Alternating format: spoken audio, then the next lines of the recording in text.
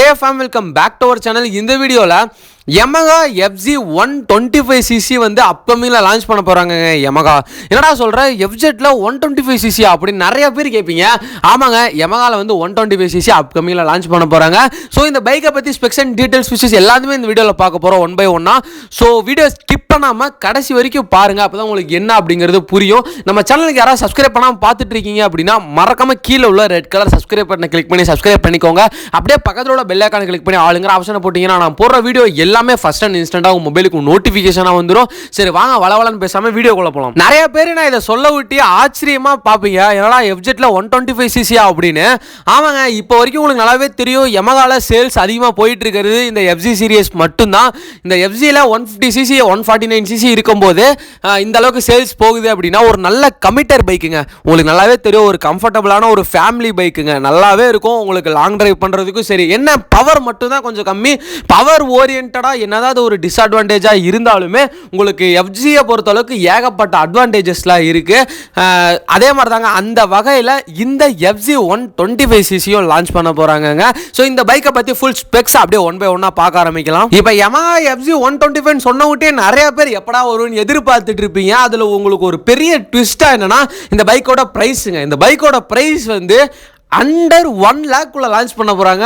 ரொம்பவே சந்தோஷமாக இருக்கு. நான் ஒரு அண்டர் 1 lakh அப்படிங்கும்போது ஒரு நல்ல கமிட்டர் பைக், ஒரு எப்படி சொல்கிறது, எல்லாத்துக்குமே FZ அப்படின்னா அவங்க ஒரு நேம் பண்ணி வச்சுருப்பாங்க. ஸோ அந்த FZல ஒரு 125cc ஒரு பைக் லான்ச் ஆக போகுது அப்படிங்கிறது ரொம்பவே ஒரு நல்ல விஷயம் தாங்க. ஏன்னா 125cc இப்போ இருக்கிற பைக்ஸ் எல்லாம் விட MTலே 125cc வந்து லான்ச் பண்ண போகிறாங்க.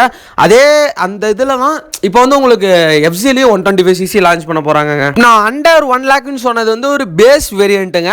பட் வந்து உங்களுக்கு டாப் எண்ட் வேரியண்ட் அப்படின்னா ஒரு 1,10,000 to ஒரு 1,20,000 வரைக்கும் எக்ஸாம் பிரைஸ் இருக்கலாம் உங்களுக்கு டாப் எண்ட் வேரியன்ட் அப்படிங்கும்போது. இந்த பைக்கோட இன்ஜின் ஸ்பெக் அப்படின்னு பார்த்தீங்கன்னா 124cc சிங்கிள் சிலிண்டர் உங்களுக்கு ஏர் கூல்டு இன்ஜின் தான் இந்த பைக்கில் உங்களுக்கு அவைலபிளாக இருக்க போகுது. இந்த இன்ஜின் ப்ரொடியூஸ் பண்ணக்கூடிய பவர் அப்படின்னு பார்த்தீங்கன்னா 11.7 ஹார்ஸ் பவரும் 10.8 நியூட்டன் மீட்டர் டார்க்கும் இந்த இன்ஜினால ப்ரொடியூஸ் பண்ண முடியும். இந்த இதில் அடுத்து ஒரு பெரிய அப்டேட் அண்ட் அட்வான்டேஜஸ் அப்படின்னா உங்களுக்கு 5 ஸ்பீட் மேனுவல் கியர் பாக்ஸ் கொடுக்க போறாங்க.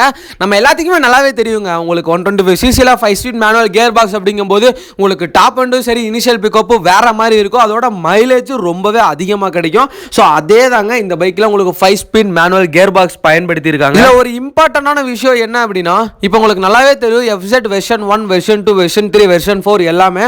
ஸோ இந்த எல்லா வெர்ஷன்ஸ் உள்ள அந்த இன்ஜினை தான் இந்த பைக்குக்கு கொண்டு வர போகிறாங்களா அப்படின்னு கேட்டிங்கன்னா இந்த இன்ஜின்ஸ் எதுவுமே கொண்டு வர போகிறதில்ல. ஏன்னா மைலேஜ் அப்படிங்கிறது நிறைய பேருக்கு கிடைக்கிறது இல்லை. எக்கனாமி மோட்ல ஓட்டினா இப்போ நான் வச்சிருக்க நம்மளோட வண்டிக்கே பார்த்தீங்கன்னா 55 கிலோமீட்டர் தாராளமாக தருவாங்க எக்கனாமி மோட்லேயே ஓட்டினால். அப்படின்னா சிங்கிள் பர்சனாக ஓட்டினீங்க அப்படின்னா எனக்கு 55 கிட்ட தருது. ஸோ நிறையா பேத்துக்கு கிடைக்கிது. பட் நிறைய பேர் என்ன சொல்கிறாங்க அப்படின்னா அவங்க மைலேஜ் கிடைக்கல அப்படிங்கிற மாதிரி சொல்கிறனால இவங்க வந்து ஃபேசர் அப்படின்னு சொல்லி ஒரு பைக் லான்ச் பண்ணாங்க. ஸோ யார் யாருக்கெல்லாம் தெரியும் அப்படிங்கிறது தெரியல. ஃபேசர் அப்படிங்கிற அந்த இன்ஜின் பிளாட்ஃபார்மில் இருந்து இந்த Yamaha FZ 125cc வந்து கொண்டு வர போறாங்க. என்னதான் FZ வந்து ஒரு பர்ஃபார்மன்ஸ் ஓரியன்டான பைக்கா இல்லாம இருந்தாலும் உங்களுக்கு ஒரு family comfort and mileage oriented பைக்கா தாங்க கொண்டு வர போறாங்க இந்த பைக்கையும். சரி, இப்போ இருந்து ஆல்ரெடி பைக்கே தெரியும். நம்ம பைக்குக்கே பார்த்தீங்கன்னா டாப் எண்ட் அவ்வளோக்கா இல்லை, ஒரு 128 to 130 போகுது. பட் நம்ம எந்நேரமும் 120ல ஓட்டிட்டு போறது கிடையாது. சரிங்களா, நம்ம வந்து எக்கனாமி மோடு 60 to 70 அந்த அளவு தான் மெயின்டைன் பண்ண போறோம். என்னை பொறுத்தளவுக்கு எனக்கு பர்ஃபார்மன்ஸ் தேவை கிடையாது. எனக்கேற்ற பர்ஃபார்மன்ஸ் அதில் இருக்கு. நான் எவ்வளோ பர்ஃபார்மன்ஸ் எதிர்பார்த்தனோ எனக்கு அந்த பர்ஃபார்மன்ஸ் போதும். ஏன்னா வெரைட்டி நான் ஓட்ட போகிறது கிடையாது பைக்கை. பட் ஃபேமிலி கம்ஃபர்ட் என் பைக்கில் வேற மாதிரி இருக்குங்க. அதாவது FZல வந்து வேற மாதிரி இருக்கு. ஸோ உங்களுக்கு மைலேஜும் சரி ஃபேமிலி கம்ஃபர்ட் எல்லாமே பைக்கில் நல்லா இருக்குங்க. ஸோ ஓவராலாக இந்த பைக்கை பற்றி எல்லாமே சொல்லியிருப்பேன் அப்படின்னு நினைக்கிறேன். ஸோ இந்த பைக்கு மார்க்கெட்டுக்கு வந்துச்சு அப்படின்னா யார் யாரெல்லாம் வாங்குவீங்க அப்படிங்கிறத கமெண்ட் செக்ஷனில் கமெண்ட் பண்ணிருங்க. FZ ஃபேன் யாராவது இருந்தீங்க அப்படின்னா இந்த வீடியோக்கு ஒரு லைக்கும் பண்ணி விட்டுருங்க.